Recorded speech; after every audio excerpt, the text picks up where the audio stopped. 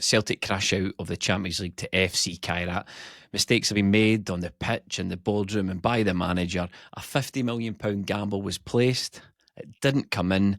I'm joined by Melanie and Stephen. Where do we go for here? Well, we go straight out of the Champions Yep. League. That's exactly where we go, which is frankly disgraceful. I mean, I'm still just a few minutes on from the final whistle, the final whistle after an excruciating night of football.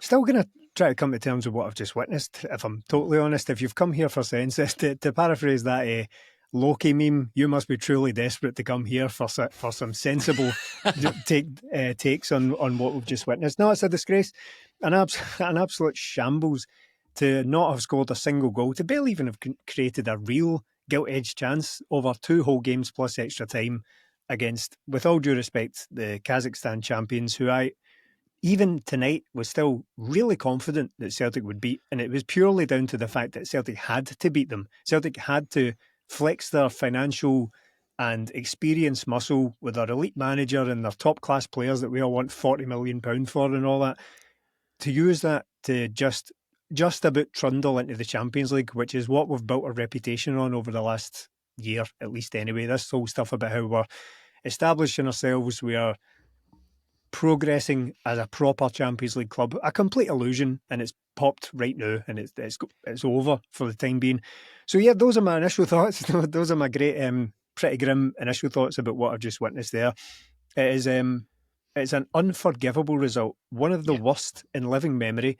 Don't want to hear anything about about the 90s and all. This is up there with anything. Like, this is like going out to the champions of Kazakhstan to pass up. Celtic were no hopers in the 90s. This is when Celtic are supposed to be like this gigantic financial juggernaut, flexing all over whoever we come across. Didn't happen. This is not Media Bratislava stuff. Oh, it definitely is. Significantly a good team, but they went on to be decent in the Champions League. Yeah. This team won't be. No. This team will finish bottom of the Champions League probably, and it's not close to Red Imps because that was a freak result and Celtic put it right in the second leg. No such chance here. It is one of the worst I can remember, and the performance as a whole. Like, even if Celtic had won that, even if they had somehow managed to sneak a win there, it would still have been one of the worst performances I've witnessed in however many years. Dreadful. See, by the time it got to penalties, as far as I was concerned, there was a lot of talk in the Discord about, if we make this, I'm not saying anyone's particularly holding these opinions, but if we make this the CEO's job saved, see, by the time it got to penalties, Melly, I was like, it makes no difference. We've got to this point. The gamble hasn't paid off. We now all have to face the reality of the fact that whether we go through or don't go through, penalties can't say. People's jobs about how far Celtic have fallen as a team can't sit on whether or not Adam Maeda scores a penalty. That's completely absurd. So the fact that we did go out just hammers the point home. You were already on your way to the boss's office to talk about how shite you were at your job, and on the way there, you accidentally bashed his car in the car park when you parked up for the meeting. That's where I am with this whole Celtic project, and I've got so many thoughts on the manager and the team and the selection and the performance and the CEO. It's going to be quite hard to sort of manage your way through the conversation that we're going to try and have tonight, but we are going to try our best to cover it. Melly, what are your initial thoughts from seeing it? Pathetic from all involved, from boardroom, transfers, players, manager. Nobody's getting away with it here, but this is, you reap what you sow, and unfortunately for us as fans, we don't get what we deserve, but Celtic got what they deserve tonight. An absolute embarrassment. And Stephen, I think it was you that said it before. We've said it once in the podcast in all the years. This is an extinction level event. This is it. This has to be it. What we are doing is not working. And I've noticed a lot in the last few flagships that I've been called negative in the comments a lot. This is why, because this isn't a shock. This was what was coming for Celtic. We were getting a wake-up call, and it wasn't going to be next season. It was going to be now, because you cannot keep doing this. The phrase I use over the years with Celtic, chipping away at the quality, chipping away at the quality, chipping away at the quality. We've taken a bulldozer to the quality in this squad. 6 months ago, we went to the Allianz Arena and took Bayern Munich to the last minute, and now we're going out to Kazakhstan minnows. It's completely unacceptable, and that word's used quite a lot in footballing terms and all over, but this is unacceptable. It's so People funny. have to go. Yeah. It's so funny because, see, this podcast could easily be one sentence long. We had a Champions League team. And you could take it from 3 years ago, 6 years ago, 9 years ago. You can take it every 3 years. We had a Champions League team that took Bayern to extra time. We sold our best players, and now we've got a Europa League team. End the podcast. Quite literally, That's quite literally what happened. I don't know why. Yeah. And the most Lucky galling we've thing, been saving for a rainy day. but the most rainy it's pissing down. It's pissing down. Yeah. But the most On that. galling thing for me is that the fans have been saying this. You've been saying it, like, we've been saying this, and you've been treated like an idiot. You've been don't be stupid. We've got the players. You're part of the fans. You get this impression. Look at Rangers. We jokes about All Rangers. the best deals are done at the end of the window as well. And then we get this surprise fixture that popped up. No, everyone knew that this was the gamble that we're taking. Everyone knew the rules of the game they were playing. So no, it's frankly. Again, I'm going to try and avoid using the word unacceptable because it might become a bit of a cliche of this podcast, but it completely is from every single angle. And what you're saying there, Jamie, you're saying something that's perfectly rational. You're saying that we have sold players and have become quite literally a Europa League team in the 8 months or whatever it is since we I don't know if we are, mate. I really don't know if we are. For the purposes of this discussion. Yeah. So as it stands, at the time of recording, we are literally a Europa League qualifier by default, right? So we will see. The other rational thing to say up front here is that us calling for people to leave their positions at Celtic is not some knee-jerk thing. It's not just some overreaction. It's not just being harsh. It's not calling for excessive punishment that doesn't fit the crime. What it is based on is that you took the gamble. If anyone who was involved in the decision to not sign players until we knew if we were qualifying for the Champions League or not, anyone who was involved in that decision has to lose their job because they have cost the club tens and tens of millions of pounds. £50 million gamble and lost. Yep. So that's it. And meanwhile, all the customers were saying, "Don't take this gamble. Do it the other way." And and you took it and you lost. It's really, really simple, and it's not some mad personal vendetta against. No. It's really, really not a mad personal vendetta against Michael Nixon. How could you possibly have a personal vendetta against a guy you have no idea what he sounds like? No. You have no inclination into what his personality is like at all. All we're doing is, as fans, watching the team get whittled down, get chipped away, watch our good players get sold, watch performances drop. Now, I want to try and do it in a section way. So, first of all, we'll talk about the performance of the team and the players. Then we'll talk about the manager. Then we'll go onto the board finally. But just very, very briefly, let me just brush with my pinky the situation. Brendan Rodgers has been asking for a striker since January. We all know Adam Maeda isn't it. Adam Maeda's been injured and off form. So today, because we didn't have the striker Brendan wanted, we take our best winger and put him in to the centre forward position. One who's woefully off form as well, by the way. He's woefully off form. Fine, you might say. We can play a winger. Unfortunately, we had to play Yang, who we couldn't sell earlier in the window because the board didn't get him the winger he asked for. Okay, well, what about the other side? Well, unfortunately, we had to play a semi-retired James Forrest because the board didn't get him the winger he wanted. So there's the front three. And sold one of the very few examples of proper Champions League quality we had. Nicholas Kuhn, whatever you thought of him, was a Champions League performer for Celtic. That's what got him the big move in the first place. That's what got him on the radars of RB Leipzig and some Bundesliga teams, and eventually Como took him. He was a guy who had performed in the Champions League. We don't have many of them.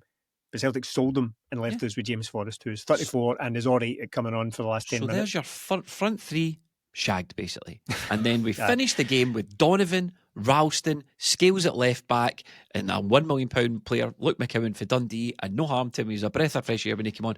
But that squad is an actual disgrace. That squad is a disgrace. And you compare it to just a couple of years back. I think you said the Discord. This is, Stephen, I think brilliantly, would you say this is the reanimated corpse or something of... And how did you word it? It's the decomposing corpse of Ange's team in that it is still somewhat recognisable as that football team, in that you've got Rio Hatate, you've got Callum McGregor, you've got Daizen Maeda, you've got Cameron Carter-Vickers. You've usually got Alistair Johnston. You've got James Forrest. And Scales. So yeah, Scales is another one. So you would look at it and recognise it as a team that we recognised from a few years ago, but it's dead. Like, even if all the components of it they all might be still good players, but it's stale. It's stale, and it is to use a phrase that the commentary team actually used in the build up to the game. It is moribund. That's how they described the performance last week. That's the team. It has died in front of us because we didn't get this freshening up that we all have asked for. Brendan Rodgers has publicly called for it. We didn't get any of it, and we're still going to the well with the same team with a couple of extra players here and there, right? But it is, as I say, I can't think of a better sort of metaphor for it or analogy for it than it is the corpse of a team that we knew from a few years ago. Still recognisable, but it's gone. It has withered in front of our eyes. And again, on their heads be it. This is it. This is where it leads you to not bother heeding any of the warnings that were coming from the fans. We don't know. The manager. Well, He's in the press, but as politely as possible saying I was getting to that, yeah. So you can ignore the plebs in the stand all you like, right? They don't know what they're talking about. They just come and bump their gums. They're never happy. Remember the 90s, all that sort of stuff, right? You can ignore us all you want, but you've ignored the manager as well. And look, he absolutely does not get away free with this because, again... No, he doesn't. Like, I'm a fan of him, but no. If Neil Lennon had done all the exact same things, complaining about transfers, if he had turned in those results over the last weeks against Kairat Almaty, there'd be no sympathy for him whatsoever. He'd have been absolutely chased. So we have to give him his fair due. But before we get to that, the fundamental flaws have come from the top. They've come from the top. Before we get to Brendan Rodgers, it's come from the top down, and we're watching a stale, dying team in front of us, and we're still trying to achieve massive things with it. Still trying to get into the Champions League with it, despite the fact that since the previous time we went out of the Champions League to Bayern Munich, it's been gradually just getting slightly more and more stale. We don't care. We're going to win a treble anyway, and then we didn't win a treble. It doesn't matter. We'll get the players in. We didn't get the players in, and no, look at Celtic. It's absolutely shocking the position we find ourselves in. And I'm still trying to take it in. I'm still trying to take in having gone out of the Champions League to Kairat Almaty, which is one of the worst. I mean, I've already seen the tweets. I've seen the screenshots, forwarded many times, the screenshots of the murderers row, the absolute motley crew of clubs that have eliminated Celtic from qualifiers over the years, like your Michelins and whatever it is, Malmos and all that, right? But this is the worst. Maribor. This is the worst of the lot. Not necessarily worst. They did their job. They came to Celtic Park with an objective and achieved it, and Celtic should have gone up there and gubbed them in the second leg. They didn't manage it. This is by far the worst of any of that because unlike in previous years, this is season 2. We should have been prepared for this. We should have been prepared for a season. It's not like it's a new manager who's trying to build his team in the first window and trying to put it all together, couple it all together, kind of like Ange was at the time, and to an extent Brendan Rodgers last season. It was supposed to be better in season 2 before it all falls apart and we need to start again. It didn't happen. We're now significantly behind where we should be from even last year. Turn to the chat here. Maribor, Malmo, AEK Athens, Cluj, Ferencvaros, Midtjylland and Kairat. We have missed 7 out of the 12 Champions League campaigns because we can't get through teams like this. Aye. Kairat, JPM 1888 says, Kairat have a lower coefficient than St Johnstone. Right. Like these... There's a lot to cover. Let's talk about the performance on the night, Martin Melly, and some of the players. I thought tonight, as far as Celtic FC performances goes, as far as 11 guys out there in green and white hoops, you will struggle to see much worse. Genuinely, I thought you would struggle to see much worse. And making no further point just based on their performances tonight, I thought Yang was it was an all-time horror show from Yang tonight. I couldn't point to a single Celtic player who I thought was up to much. Even the likes of Callum McGregor, I think we need to talk about. Yep. But it was just, the players just looked disinterested, out of ideas, no one taking anything else on. I think, crucially, they were outworked as well. That Kairat just worked harder than the Celtic team, Melly, which is always unforgivable. Yeah, look, I'm trying to compartmentalise every player in here to see who gets it first, but it's just going to be across the board. Like, from the start of the game, I'm looking at players like Yang. Why don't you just pass to your teammate? Balls were just bouncing Teammate. off him. The Aye. technique on show from Celtic tonight was up there with the worst I have ever seen. It was utterly pathetic. Balls bouncing off players, misplaced 5-yard passes. Decision making was utterly chronic at times. Martin O'Neill spoke about it a bit in the half time. Anytime we did get up the pitch, we give away a stupid foul, which takes all the pressure off. Celtic were abysmal today. Callum McGregor had one of the worst games I've seen him play, just all over the place. I don't know what it is we're trying to do now with last season and with Greg Taylor there. You know what he was doing. He was coming inside. He was sitting beside McGregor. But we've just left Callum McGregor there by himself and put 2 attacking midfielders in front of him and 2 sort of attacking wing fullbacks. And every time the ball breaks, it breaks to an opposition player because they've simply got more numbers in the middle. Celtic are, every time it's the ball seems to go up there then drop, teams are in on Celtic, and it's not something that's just happened. We've been talking about this for a long time. You cannot leave a 32-year-old central midfielder in there who's not naturally a number 6 and expect this to work. It doesn't work. And any player what do you you try think they're trying to do with? I was really confused about what we were trying to do with Callum McGregor in this game, because see all the sort of he sort of does that thing where he positions himself in between the pressing player, the player with the ball, so he operates as a wee shield, and then he'll do a sort of dummy run. He'll do a decoy run to pull someone out of position, and then he'll point to where the ball should go. But see when Celtic are toiling, and Callum McGregor's a good footballer, Melly, do you not think they had Jorginho in midfield, a guy who spent most of his career in Luxembourg, I think. Really? Much better than Callum McGregor. Do you not think Callum McGregor should be getting on the ball, trying the difficult thing? And okay, he tried a few forward passes towards the end of the game that didn't come off when everyone's knackered and they're hitting off people's shins and all that. But I need to, when nothing's going Celtic's way or when there's a must-win game, that when Callum McGregor is available for the ball, he needs to be the one taking it. He needs to be the one trying to make things happen, because fuck knows nobody else was. No. I don't want to pin it on Callum McGregor. He's the captain. He's probably Celtic's most consistent player, but I just don't think things are set up for that to happen, because what then has to happen? He has to take the ball and do it all by himself. The problem with Celtic is everything's too static. How many games have you watched this season? It happened last week. It happened again today. Tony Ralston has the ball in his hands for nearly a minute because there's no movement at throw-ins. Absolutely no movement. We nearly get a throw-in given against us because he was taking that long. It happened last week as well. The movement from Celtic is non-existent. It is utterly pathetic. The decision-making is chronic. Callum McGregor is up there, but I don't know what we're trying to set up. I think we did kind of try to change it towards the end. I don't know if that was just out of the substitutions, because we had Liam Scales sit alongside Murray and Carter Vickers, because he's not going to bomb forward. He simply can't. And Donovan was trying to go high on the other side, and we were kind of trying to do that in the first half with Tierney going high, but it wasn't working. And Celtic had nothing to get, no way of getting out. And we spoke before the game about, look, Celtic should have enough, but the front three were utterly pathetic. Daizen Maeda, the ball's bouncing off him. Yang, another one-on-one missed. I don't know how many times I'll say it, and I know it will not happen, but Yang cannot play another game for Celtic. A lot of people said that after the cup final, and because this is why. Because at some point somebody's going to drop out or get injured, and the next guy up is him. But now we're at the point where he starts because he's the best worst option we've got. Starting the most important game of Celtic's season, which is already a failure.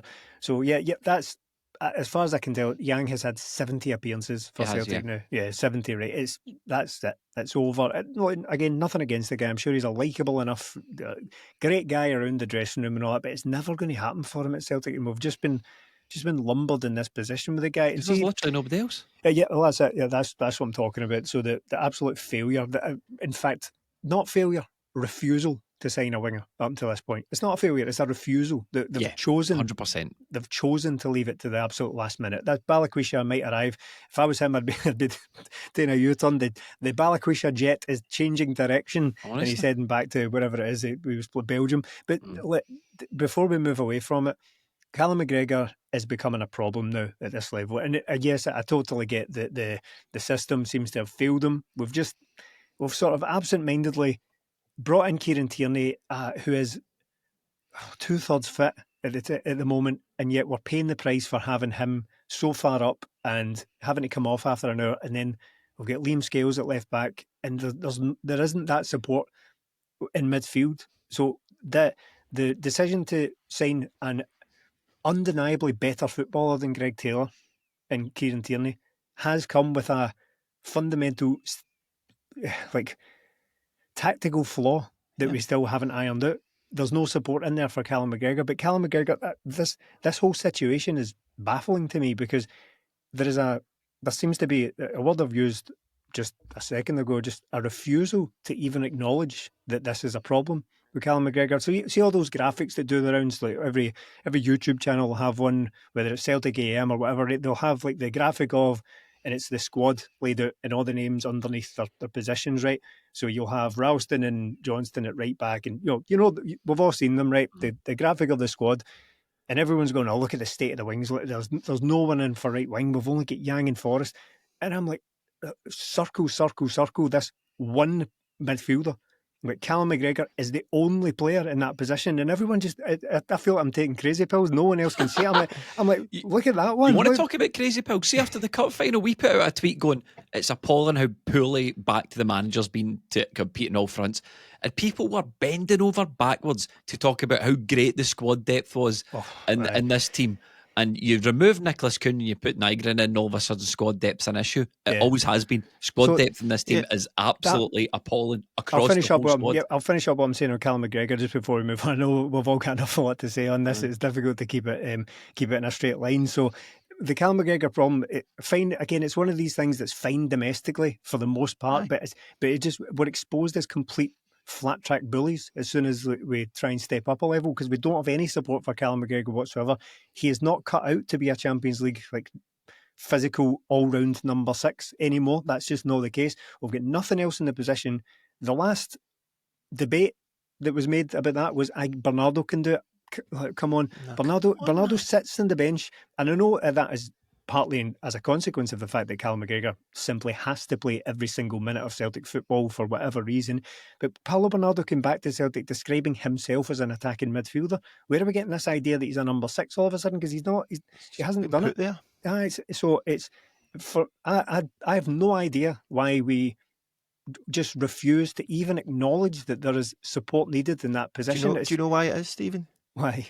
Because we need our 2 left backs, we needed a midfielder, we needed 2 wingers, and we needed a striker.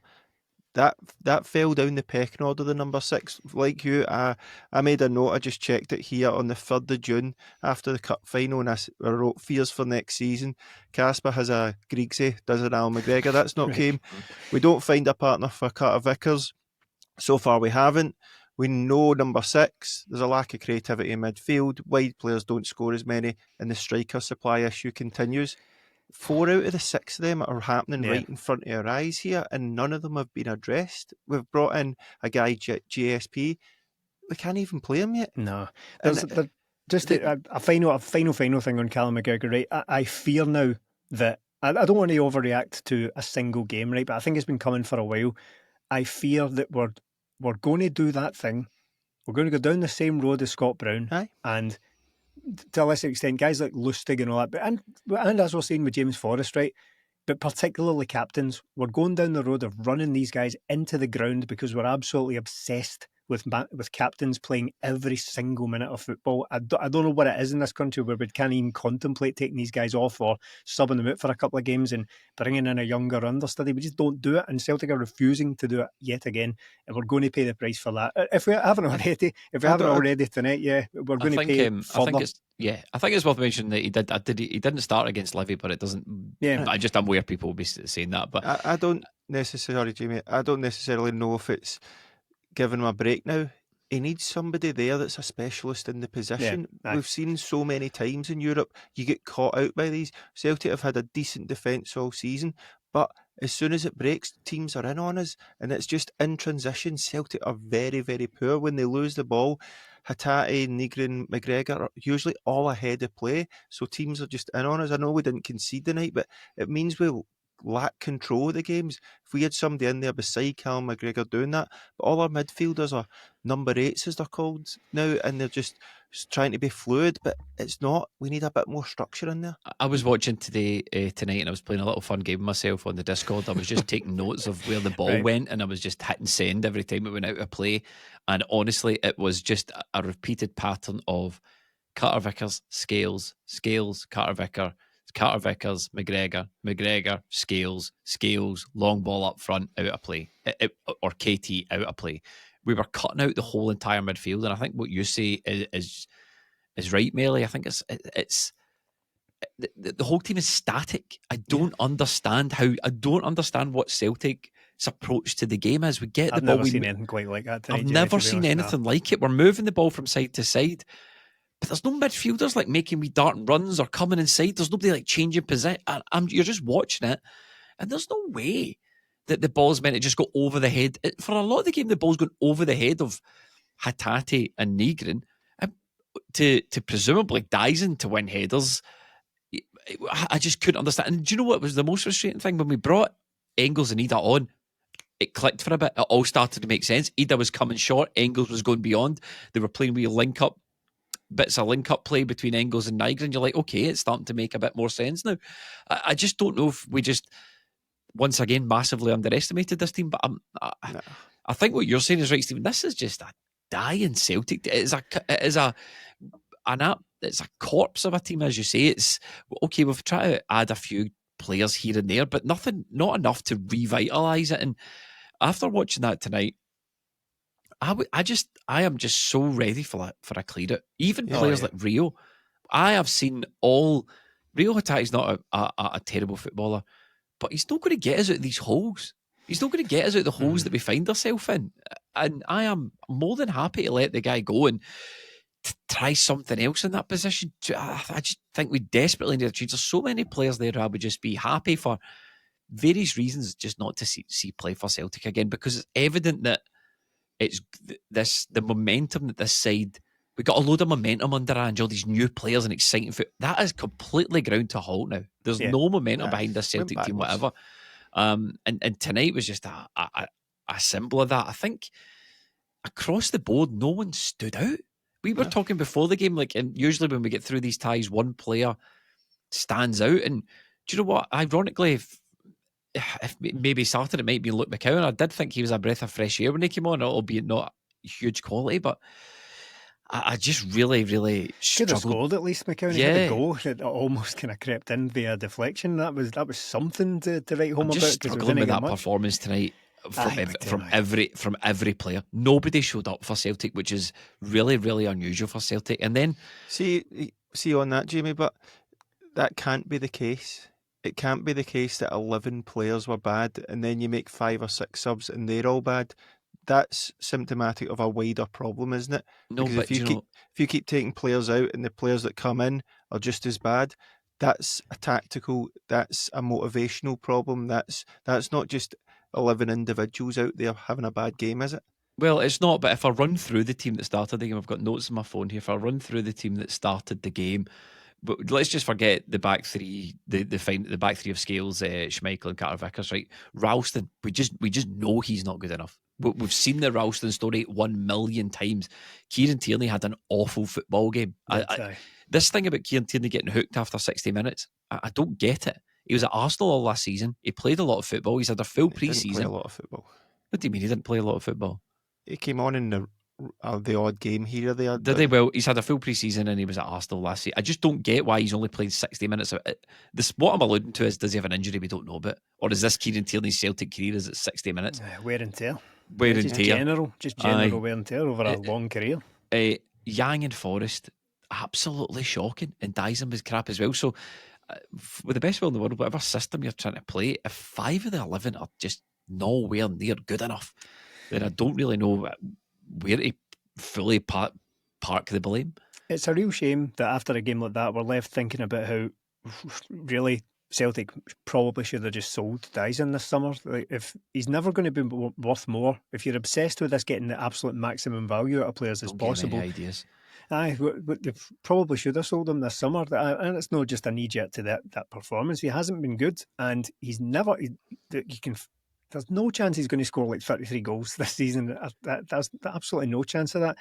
But I don't want to lose Daizen. But looking at the performances, it's hard to make a case that you would just like keep these players for far too long when desperate freshness is needed across the entire squad. That's not coming, but is it? No, because we've not replaced the guys that left already. If we're going to sell more players and think we can get 6 deals done in the last week now. Yeah, well, I suppose that's what you've kind of got to the heart of the point I'm trying to make better than I did. I think what I'm trying to get is that a functioning club would probably have sold him when he was at his absolute hottest and replaced him 6 weeks ago. But that's just asking too much. But again, I go back to the point.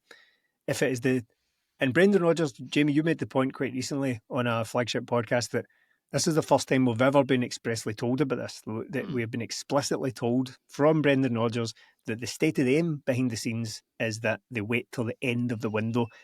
If that is indeed the strategy, then it failed. It failed. And everyone involved in that has to answer to it. Has to answer to it, because that's not a oopsie. That's a catastrophic decision that's cost the club tens of millions of pounds, and you don't walk away from that one. So someone, whoever it was that put their hand up and said, "Well, you know what, the deals are best left to the end of the window." Whoever it was, we know it's not Brendan Rodgers. We know it's not that, because he's been frustrated the entire time and telling us that the managers would rather have deals done early. So whoever it is above him, who's responsible for that decision and responsible for everyone okaying it across the board, probably has to answer to it. If not outright, just go tomorrow. So, and again, this is not flailing around like overreacting. I'm trying to do as best a job I can of explaining exactly the mechanism that has led to what should be someone having to answer to that decision. It's not just we do nothing each. We've won hundreds of titles. No, this was a decision for today. This was a decision for this month to not sign players. So someone pays. That's how I feel about it, and that's what the temptation. This is what you must remain focused on. I firmly believe that content creators don't really have any influence over the way people think, nor should we try to. So, if I ever sound like that, I apologise. But this is what the focus kind of needs to be on: the state of your football club, the state of that squad, and the fact that every single person, other than one or two guys that work in the recruitment department, have been saying we need these players in. If we had the players we needed, if we had the striker that we needed, we probably would have done better against Bayern Munich. If we had the striker and winger we need, yes, the performance is bad. Yes, we'll get to the manager, but the rot is at the top here. If you put any other manager in, dismantled his team and went, right, go for a run, and that manager was saying, hey, I work with these players all the time. I see what they look like. I see what this team needs. I've got an idea of how to make this team successful, and here's what it is. And he's getting ignored by someone who knows honestly fuck all about running a football club, really, about managing a football team. They know nothing about that. He's getting ignored, and they're saying trust us instead. But we've seen it. This is what happens. The state of the football club, the players available to managers, terrible. That being said, we've stumbled into the chat about the manager. Melly, I think he got his lineup wrong. I think I don't know how injured Maeda was. He said he hadn't trained all week. Okay, but he ended up playing 45 minutes of football and took your first penalty, or about 45 minutes of football and took your first penalty. So he was obviously fit enough. The first penalty thing was a weird decision, but I would have started him because you're just sacrificing too much playing Daizen through the middle. You're sacrificing that left wing position, and you're sacrificing the way you want to play football. Engels was specifically singled out by Brendan Rodgers for being strong, for being a strong runner, being strong on the ball. The first leg of that game, we were not strong enough in midfield. Tonight, Negrin was getting pushed off the ball far too easily, and a lot of the footballers. So, from what I can understand, from what I've seen from Engels, and from what the manager tells me about Engels would have probably resolved a bit of that issue. Engels comes on and looks good. Well, he looked better. So I think he got his selection wrong. I do. I really think the manager got his team selection wrong. It should have been Forrest, Daizen, and Maeda up front. And I don't know. I appreciate it would be a tough call dropping Negrin because he's played well recently, but I feel like Engels probably would have made the difference in that game or should have appeared a wee bit sooner. I think that particular thing's on the manager. Yeah, I think, look, it's not just about the selection tonight. I agree with you on Ida.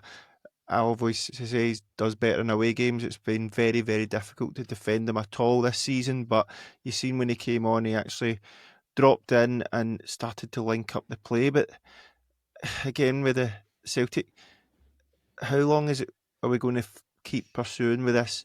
Strikers at Celtic don't play well. Yeah. And it can't just be they're all poor players, because Kyogo was a good player and then dropped off dramatically, could still get us out of hole with individual goals. Ida has dropped off dramatically. Shin hasn't looked great at all. Johnny Kenny doesn't look great at all. Doesn't it? Oh, Neither of those get off the bench either. no, Neither of all those these get guys, desperate for a goal. this Home system, anyway. the system is slow, which means it's easier for these guys. And even when Daizen Maeda goes up front, he's not as if he's missing chances. He went clean through on one, but I think he was playing out left at that point. But it's not as if he's fluffing chances here, there, and everywhere. Celtic aren't creating chances. And I agree with Ida. Would have started Engels tonight? No, I wouldn't. I think coming on again, no, he was crap.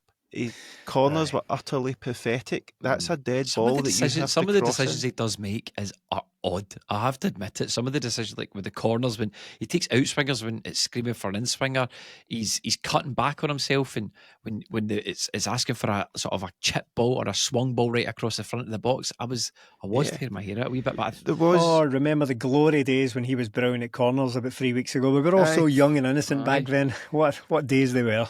And see tonight as well, look, the manager's style of football didn't work, and he didn't do anything to change that, in my opinion. He just brought on players, and I get that he's sort of one arm tied behind his back here, because if he's taken off Tierney, he has to move Scales out wide, which means he's not going to get forward in any way. He's having to take off a winger and then move Maeda in and put a guy up front. Every time Celtic make a change, it hinders us somewhere else. But I don't think Negrin's been good, but he's not a winger. If you're going to be a winger, Brendan Rodgers talks about pace all the time. He's not fast at all. But I'm just looking across this team and going, right, the team weren't great, but the manager's got to do better as well, man. Yeah. I know it's not, we can sit here and say he's no get the players and he's no get this, but he's paid a lot of money, and that what we're watching is boring. And from the start tonight, when they showed the lineup at Celtic on Amazon, they phoned it in the night. They've got two commentators that basically knew nothing about Celtic. They had Yang in central midfield, they'd Forrest and Maeda up front in that lineup.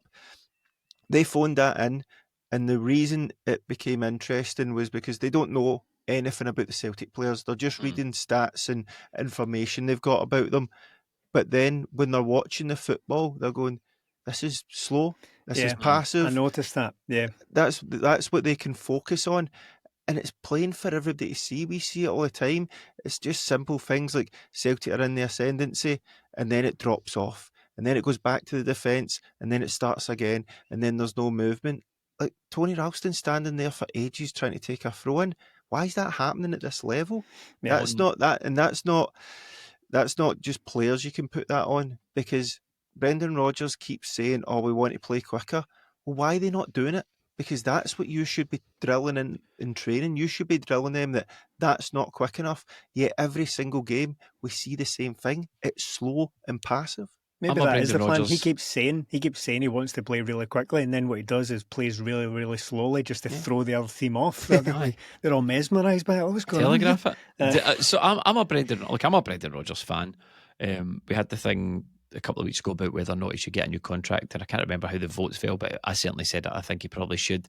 I've made the point before that the Brendan Rodgers, if there was like two competing ideas for what Celtic should be, what the Celtic project looks like, I would always side with Brendan Rodgers on that. I think he's brought a lot of success. After the game, he looked absolutely... Can you argue this time around he has, but... Well, I'm getting to that. But after the game, he looked absolutely defeated. You know, he was talking about, we were Brendan, we were playing good, we were playing well in the Champions League, we were going... So he sounded like, look, he's more or less saying, this team were going somewhere last season. We were going somewhere last season, and now we're not. And that's kind of how I feel about Celtic at the moment. But all that aside, Brendan needs to take some learning out of this as well. There's no way the manager, for me, and this has come from a big Brendan Rodgers fan, can he get away scot-free? This Celtic team are crap, Brendan. If I was talking to him, this Celtic team are crap. Yeah. They're nowhere near aggressive enough. They're nowhere near positive enough. I know Brendan Rodgers has this way that he wants to play football, but maybe having total control over the game and a lot of the ball. I don't care. I honestly don't care. There was times in that game where it was being my watch fast becoming a catchphrase for me. The ball must go forward. There was times in that game where it was absolutely screaming out for it. The shot clock is running down. You need to get the ball forward. You don't just. There's a part in it. Was it extra time or towards the end of the game where we get a free kick and within like 10 outside their box within 10 seconds they've got a corner because we passed it all the way back and we fumbled the ball and they win the ball off us and you're like, remember the Cal McGregor one back to Schmeichel? You've got Cal McGregor playing a loop and Schmeichel had to punch it. I don't know why didn't he did it, but fair enough.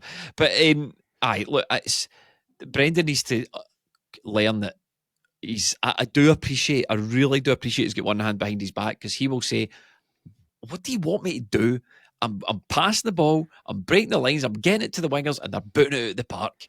What do you want me to do?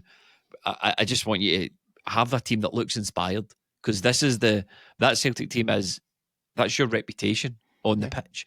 That's your trade. Brendan Rodgers, but this is your trademark on the pitch. This is your reputation. This is the fruits of your work and your labour laid out bare here.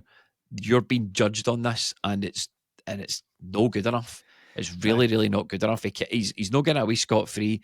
I think someone has to lose their job after this. It's just plain.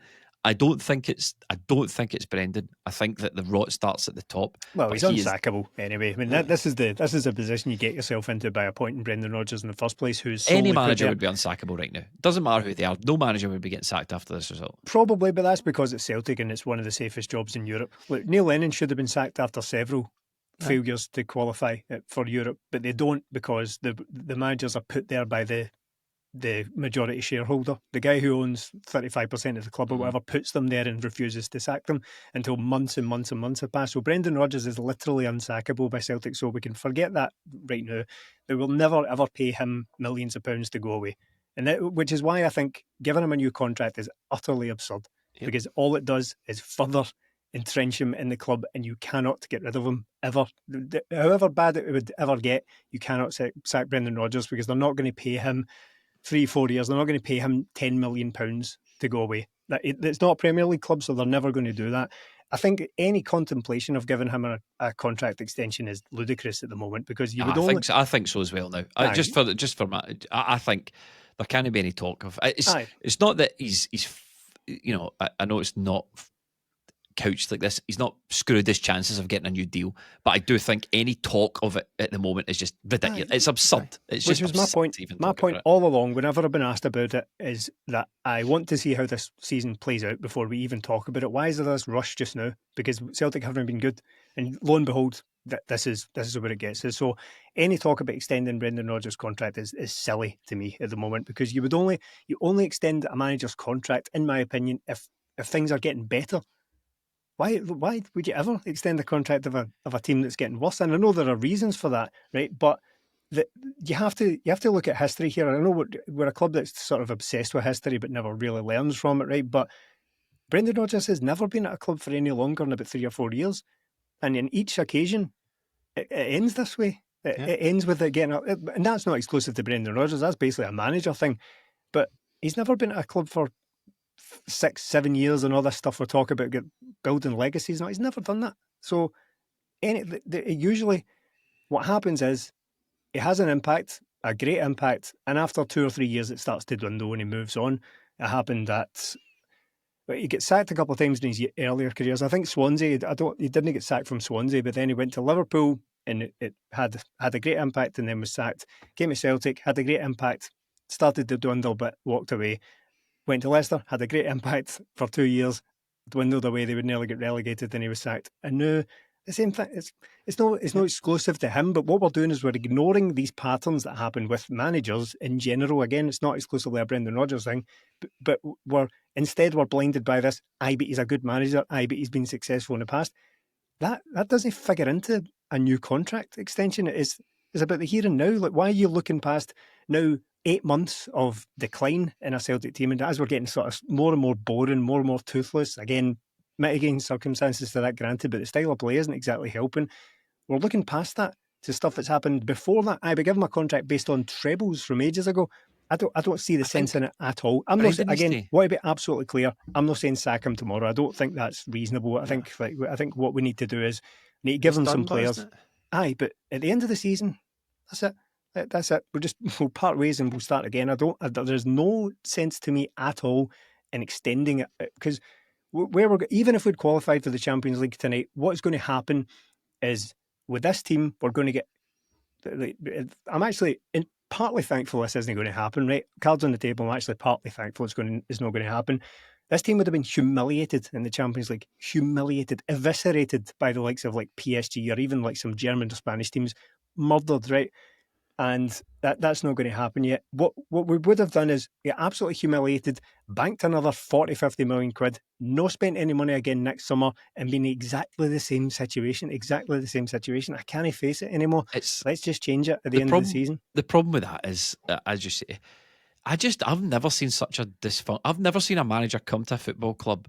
I've never, in fact, let me tell the story from the other angle. I've never seen a club reach out to such a divisive football manager, a divisive, expensive football manager, bring him to the club following one of the most popular football managers and successful football managers I've ever had, completely make an absolute mess of his first transfer window so he doesn't get any sort of footing, make a mess of every subsequent transfer window, kind of repair some of the damage in one window, redo some more damage in the second one, and now he's got to runway to Brong again in the third year, and he's booted out of Europe. The whole Brendan Rodgers project has been an exercise in how much cost cutting can we do with this guy in charge? Right. How much? Because it's to me it's mental. I've never seen it before. Every manager that comes in, look at Russell Martin. Look at any Rangers manager, or any manager from any other club. I know there'll be one or two examples, but the general notion of you bringing in a football manager, especially one that's like of note, is you give them the players at some point. And now you're looking at the squad that finished the cup final, and you're looking at the squad that started and finished that game, and it's nothing short of a disgrace. And I do think Brendan Rodgers, it's never going to happen. He's too much of a politician. He'd rather just, and it's not his job, but I wish he would not be a human shield for this board. I wish his post-match press conference, there was a bit of the Mourinho about him, a bit of the... I said nothing. He said nothing. I wish he came out and went, told you. This is what I've been on about for weeks. We're all busting our arse here. We're trying our best. This is what I've been talking about for weeks. But there was none of that. So, and ultimately, it'll end up harming Brendan. But what you've just said there, Jamie, sorry to jump in. What you've just said there is further support, right? Further evidence and support of the fact that the board should go. And I know it's not as simple as that. You can't really sack a board. It has to come from shareholders and AGMs and all, right? I know there has to be a certain amount of ousting involved, but this is why people should be walking tomorrow, right? It's because of the transfers as well. That it's just the recruitment is deplorable at the club. Even the ones we couldn't quite make our minds up on for ages, right? I know we've done to death the first transfer window, the Lagerbielke, Palma, Kwon, etc., most of which are gone now. But even the ones we couldn't really make our minds up on, Engels and Ida and all that, they're not doing anything. They haven't progressed this club in a single inch. They at best provoke debate, the likes of which we have all the time. Aye, but if we just they're not. These are not footballers that were likely to propel us to the next level in the Champions League, because lest we forget, right, remind everyone, that was the plan. Remember when the Champions League last year was about like establishing ourselves, being competitive, and then what we want to do is build upon it next year. We don't have players that can do that, and we haven't even attempted to get players that can do that. Even if Celtic had, again, it's gone now, right, but if Celtic had qualified for the Champions League, what we'd be looking at is Balikwisha, who had been after for about a year, and some reserve left back. That was the grand plan, was it? Or there was chat today that Celtic were in for Reece Nelson on loan. Right, fine. Good. Yeah, TalkSport said that they were in for Reece Nelson. Chat about Jamie, but this is the plan, was it? This is the plan to become like a firmly established Champions League Clueless. club. Balakwisha and a backup left back. That's what we were. That's what this 50 million balancing act, this tightrope. That's what it was resting on. Those two players coming in on Friday or whatever. Pathetic stuff. So that's again just to put a button on that. That is further. Even if it even needs said, that is further supporting evidence for the fact that these guys are not fit for purpose. Yes, they can run. They can bean count. They can make profit. They can make significant revenue. They can do deals with Dafabet and Adidas and all that. But they can't run a football department, and it's been proven time and time again. We've been lucky enough to have really good managers and really good players over many really years. shite domestic competition. Yes, and really and we've shite been domestic. lucky in the fact that we qualified automatically for, was it 2 or 3 years? That's right. Stick in qualifiers. Last time Celtic tried to qualify, they didn't. This time they tried to qualify, they didn't again. And again, it doesn't erase what the board have done previously. I want to be clear about that as well, because a lot of people are very, very keen on what they've done previously. Multiple trebles and all that. It doesn't erase that. We're talking about now. We're talking about the progress of the club. You don't get to keep your job on past glories. That's not how any. There's no any past glory for this current CEO. I'll come to you, Melly, in a second. I know you've not said it for a wee while. There's no past glory for the CEO. Like, what? I'm just like thinking, what football team am I supporting here? You're selling us on this journey of Champions League club, doing this, doing that, and building the club and going from strength to strength and world class at everything we do and come out the window. You're selling us on all this, frankly, crap.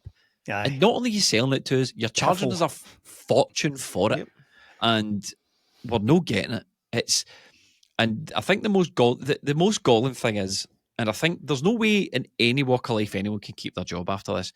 If you're embarking on a course and every single stakeholder in that business, not shareholder, stakeholder, and that business is saying, this seems like the wrong course of action, from the fans to the managers to the players, every single person was telling the CEO, this is the wrong course of action. This is high risk. The chickens will come home to roost. Podcasters, bloggers, journalists, fans with Twitter's account, Celtic Daz on mad Facebook pages where all they do is swap memes. Every guy in your work, every guy in the stand, every guy that you bumped into at Celtic Park. Everyone is saying this seems awfully risky. We've lost a lot of good players recently and we've got important games coming up. And you are the one single voice saying, nah, we're doing it my way. And it doesn't work. Yes. There is no job, no planet, no reality where you get to keep your job. And there's nowhere to hide. In that It case just either. doesn't happen. No. What did I say last year? What did I say last year about Rangers? I said that, or it may even have been a couple of years ago, I can't even remember at this point. I said that very rarely does an entire support, and I use the word entire generally, right? Of course, you get dissenting voices. Football is, what's football for if not arguing and having like completely different opinions, right? But very rarely does a healthy chunk of our support have such a uneasy feeling about where a club's going. And it's not even something you can put your finger on. It's just a general ill feeling in the air. Very rarely does that happen, and everybody's wrong. Everybody just happens to be coincidentally wrong at the same time. I said that about Rangers a couple of seasons ago because they were all. In fact, it was the season they didn't have a stadium. Was that last year? Then they didn't have a stadium, right? So it was that year, and all the fans were absolutely raging, right? And I thought, well, very rarely does a support get such like ill feeling behind it, and for everyone to be wrong. And I had that exact same feeling about Celtic this year. I thought, right, there's so much unease, there's so much unrest online. And granted, I went to the games and I thought, it doesn't really seem all that sort of tense around here. But now the sack the board chants have started. And again, you will get dissenting voices saying, no, they don't speak for me, etc., etc. But it's a healthy chunk of fans now are very uneasy. And sure enough, it has come. And do you know what? On all that, they are very, very lucky that we don't have another home game for about a month. Yes, I was just looking at. I'm literally just looking at the fixtures right now to find out. Depending on Europa League draw, we could get one mid-September, but they are very lucky. At least 3 weeks now. They were the end. They were 20 as the time of recording, the 26th of August, and we don't have a home game for a significant amount of time. They are very, very lucky. We don't have a home game to turn up to Celtic Park and have your feelings known. No, fans have shown that before. That's very true. But if we had a home game this weekend, if we just so happened to coincidentally have a home game this weekend, boy, oh toxic. boy, the feeling would have been beyond toxic. So they're very, very lucky in that regard. There's nothing more to it than these guys are ruining the football club, mate. Yeah. It was really that simple. To go from the highs of Ange to bring in Brendan, to half-arse it, to dismantle the team, and kid on, we're all going on this Champions League journey, and to witness that, I just can't get over it. The team's a mess. The team's a disgrace. Yeah. The quality of player is absolutely shocking, and to me, the buck stops at the top. It doesn't matter. You could change that manager. You could bring in any manager you wanted next week. He's going to be dealing with the same crap. A totally dysfunctional football department. So funny if they just sacked Yang tomorrow. Well, that's it. We've decided the man responsible for all of this is Yang, but we that would make me feel better until at least lunchtime, and then I would want another sacking. But it's the same, isn't it? If you, like you say, with Ange, when Ange walked out at Celtic, we had, since that, Carl Starfelt has left and he's never been replaced. Greg Taylor's left. Who else? We've had Matt O'Reilly leave. Lots We've of had Jota players. leave. Not Aaron even replaced Moy, Schlupp. Never mind anything Kyogo. else. All these guys that were top quality players have all left Celtic and not been replaced. Yet we have been told we want to be world class in everything we do. We've got world class basics written on in our changing That room. doing right now. I know. We have got a manager coming out and saying he wants pace, power, and quality. I didn't see a single bit of that. This is done. It's not working. Stop trying to do it. Stop trying to be smarter than everybody else and think you know Too better. clever by Because half. quite simply, you don't. And this is what happens. Anytime push comes to shove and Celtic need to qualify for the Champions League, more times than not, they're not doing it. And it's never better teams that put us out or teams that we've got more money than us. It's never that. Celtic are in a state right now. And yes, we've won leagues and all that, but we're up against nothing, quite literally no competition. Look at the state of Rangers right now, yet that'll always be paraded. We are sitting here having lost out in 50 million with 80 million in the bank. You've just written off a big chunk of all that money for absolutely no reason. The guy you're bringing in tomorrow has been available for a year. You have not saved a single penny waiting to the end of the window to get him. You've cost us, for saving that money, you've cost us £50 million. You've got to go, and so is Dermot Desmond. Let me just sort of make this probably the final point I've got to make. Like, whether you want to admit it or not, last season was boring for the most part. It was boring for the most part for numerous reasons, mostly when the Champions League ended. See if Rangers are in absolute shambles this year and there's nothing really going on domestically, and Celtic aren't in the Champions League and you don't strengthen the squad, so we're not really competing in the Europa League. If next season is just going to be a trundle to a domestic title again, like last season was for the most part, with no Champions League drama sprinkled in, no glitz and Hollywood glamour of that, and fans are going to get really pissed off, and it's going to end on a really sour note. No, I'm saying that in case anyone's sitting there thinking, a couple of weeks this will blow over, we'll get the Europa League draw and we'll sell the packages and we've got the Rangers game. This is going to be very difficult to recover from. Yeah, this is could get worse on Sunday. After the Ronnie Dyler thing, we'd sort of coined the term extinction level event. If Ronnie Dyler lost that game to Rangers, then there needed to be a clear out, and there was. I think we live in different times now. I think the fact of the matter is that there's not going to be a clear out, but someone needs to go. And it's not out of like vindictiveness. It's not out of like, I hate this guy, I've developed a personal vendetta against this guy who I don't know and I've never heard from. I've just decided like Peter Lawley's the baddie. I'm just following the rules that I think I see across they set and across world football. I'm just following the logic of this. I'm going, right, you have a project, the manager's a project. It seems to me that the manager wants to do one thing, but you kind of want to do another thing, so we're doing your thing. Okay, well, the fans are kind of disagreeing with you, but again, we're doing your thing. Every time there's a fork in the road, we do your thing, and we've followed you all the way at the end of the road, and now we're out the Champions League with a squad that looks an absolute mess. Hey, we can't follow you anymore. It's really, really that simple, and I don't care. It's not about the name, and it's not about the Peter Lawwell or the Michael Nicholson or Dermot. Whoever's path we have followed to get to this point needs to go. They can't be trusted anymore. Their judgment's terrible. That's basically it. And you're charging us for every step of this path. You're charging us top dollar for it. The most money you can get away with, you're charging us for it. So a vote of no confidence has been cast for me on. Aye. Rattled my whole desk and nearly knocked over everything. Furious. I know. I flipped the desk over. No, a vote of no confidence has been cast by me for whoever is guiding this ship, because it's a mess now. Yeah. Again, just a very final thing on that, and I'm repeating myself at this point, but I want to absolutely hammer it home. What you've said there is that, look, I think we've done as good a job as we possibly can in the midst of deep emotion and if you're watching this as a flagship, by the way, which will be out much later than you're watching this now on Patreon. This was recorded immediately at the full-time whistle. Yeah, this is why I think we've endeavoured to do the best job possible of. Yes, the conclusion might be the board will have to go, but I think we've tried, where possible, to do a good job of explaining the mechanisms behind the consequences of that decision. It's not just everybody, it's not just setting fires to things. It's, you did this, and here are the consequences for it. You stuck all the chips on red, and it turned up black. So what do we do now? You don't get your money, but do we get our money back? Presumably, that was a practice. No, turns out you don't. So there are consequences to pay.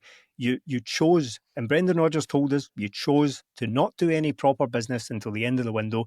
You knew that the end of the window came after European qualifiers, so you took that for granted. You literally did. You said we were fine to get through Champions League qualifiers. That's the literal decision that was taken. We'll be fine.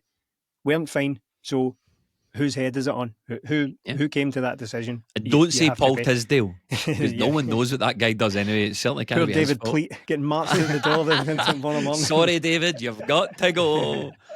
You apply for your winter fuel allowance, you'll be fine. Right, okay, on that, no doubt there would be much more fallout from this game throughout the week. Want to know something interesting?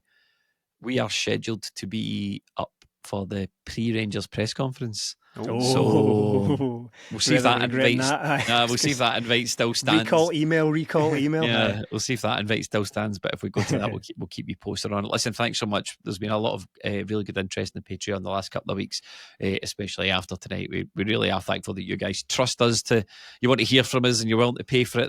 We're very appreciative of that. So thanks very much. And if you're not on Patreon yet, check it out, patreon.com/20minute Tims for a whole host of benefits. Thank you, and good night.